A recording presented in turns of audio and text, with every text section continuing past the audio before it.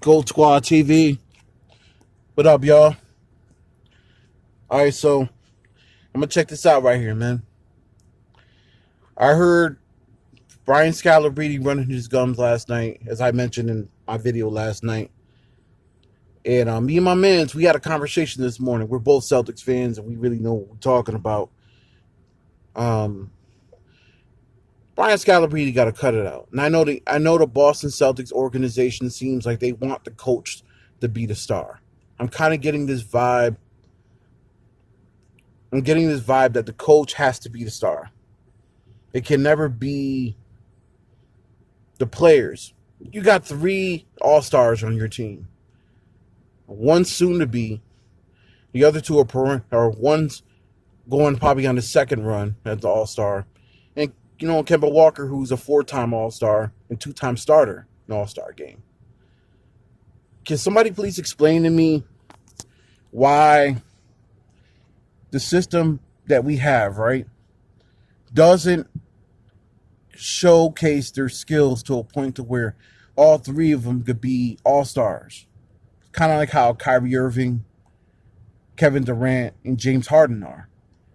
It's not a take-your-turn system, actually. It's just those guys are the 3 best players.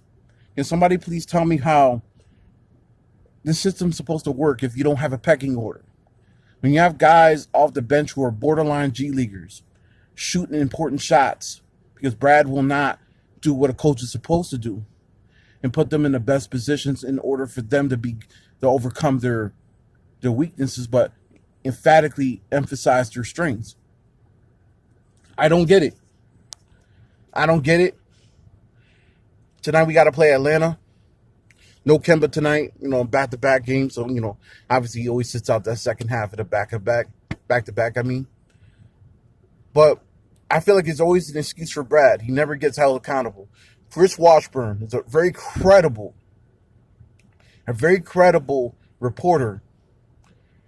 Basically called Brad out and basically said, "Oh, your players are turning you off, man." Apparently Brad has something to say about it in the press conference last night because they beat Denver. And I'm not feeling it. I'm not feeling how they defended Brad. This organization needs to make up their mind. Are you going to do what all the other organizations do and win with your star players? Or do you want to win with a coach that's never proven anything other than just get to the Eastern Conference Finals every, 2 or 3 times when he really deserve to be in at least one of those conference finals? He's failed you multiple times with the Stars. You could not coach Kyrie Irving, Jason Tatum, and Jaylen Brown, and Marcus Smart, and Gordon Hayward. So Kyrie goes. We all blame Kyrie. We all shit on Kyrie, right? I'm not excluded. I even shitted on Kyrie. Turns out Kyrie was right. Brad does not like abbreviating his system for the players. So Kemba comes there. Kemba has a good year. You guys start turning on Kemba in the playoffs because he got hurt. You guys want to ignore the fact that he hurt his knee again in the Toronto series. And you start turning on Kemba and forget that he averaged 24 against Philly in the previous series. We beat Toronto and then lose to Miami, who decided to play zone, a 2-3 zone on us. And you blamed Kemba instead of blaming Brad Stevens. Now, if you wonder that game 2 that we lost, when Marcus Smart snapped in the locker room, you think that was directed all at the players? That was directed at Brad Stevens, which gives heed to Chris Washburn's report. Ex-players have come out and said time and time again, Brad Stevens is the issue. He does not let veteran players know their roles, which is why veterans never resign here. And some of them veterans end up leaving the NBA because of it. Now you sit there and say, well, those veterans must not have been good. Those veterans have won in other situations and have been key players in other situations. Jay Crowder has been to the finals. You can't tell me Jay Crowder wrong. All right, so IT, say what you want about him. He's won in situations. Even if it was in Boston, he won it. He called Brad out a bunch of times. I remember when he lost to Phoenix, he called Brad out. Said game 63 is not the time to be experimenting. That was in 2017, y'all. All right, Kyrie Irving's called him out. plenty of times. JT and JB are obviously tired of playing in the system. They're not going to say nothing because they're high character guys, but it's just showing. They're tired of just being told not to do certain things. Jason Tatum's being told not to shoot the mid-range, but that's his money shot. Yeah, he had a bad year in 19, but that's his money shot. It's always been his money shot. He doesn't get to the line nearly enough, which I blame the system on. Kemba Walker's been reduced to running off picks and shooting threes. You mean tell me this man has all this skill and you can't even use him for his skill? Nah, just run him off picks and shooting threes. Just shoot the open shot. Marcus Smart's reduced to shooting threes. We all get mad at Marcus for shooting threes, but that's what they tell him to do. JB, damn near got phased out the offense when having a career playoff series against Miami where they couldn't even stop him and got told to be in a corner. You can't tell me that Brad Stevens isn't the problem. Putting Grant Williams in these weird lineups, can't tell me that he's not the problem. My friends,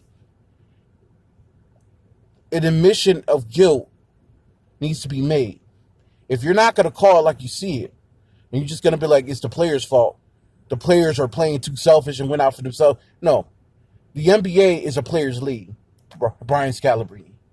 You cannot blame Jason Tatum, Kemba Walker, and Jaylen Brown for playing b-ball when the other guys aren't contributing. Had Kemba Walker and Jaylen Brown not both scored 25 points in the Wizards game, we probably would have lost by 60. I hope you know that.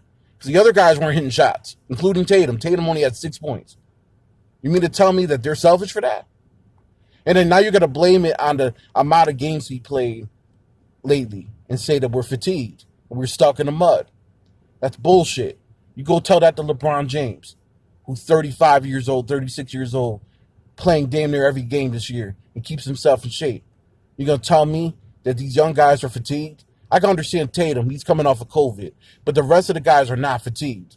It's just bad coaching. And you guys are going to sit there and defend it. And I get it. You guys are paid by Boston, by the Boston Celtics organization. It's NBC Boston. You guys are paid to speak your mind in defending Brad Stevens. You guys are going to ignore the fact that Brad is not that good of a coach. I get it. But you don't win championships with your coach. You win championships with a collective of players and a coach that's smart enough to put his players in the right position. Go tell me that Greg Popovich ain't put David Robinson, Tim Duncan, Manu Ginobili, Tony Parker, and those guys in the right positions to win all those years. It's a 50-50. It's never the coach that wins. It's the coach and the players. And when you guys realize the coach isn't going to win you a title, but a collective is going to win you a title, then come talk to me. I've been watching basketball since 1991, 92. All right? You're not going to tell me shit.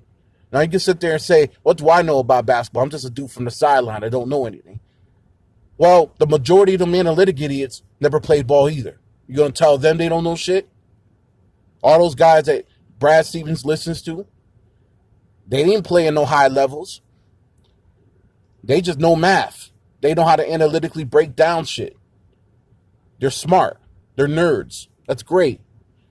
But if you're going to tell me a scout knows more than me, just know scouts have gotten players completely wrong. Many times. So just know this little talk I'm having, it's just a reality check, just in case you guys want to keep praising Brad Stevens. Go Squad TV, subscribe, salute. I'm on to do some rearings. Peace out.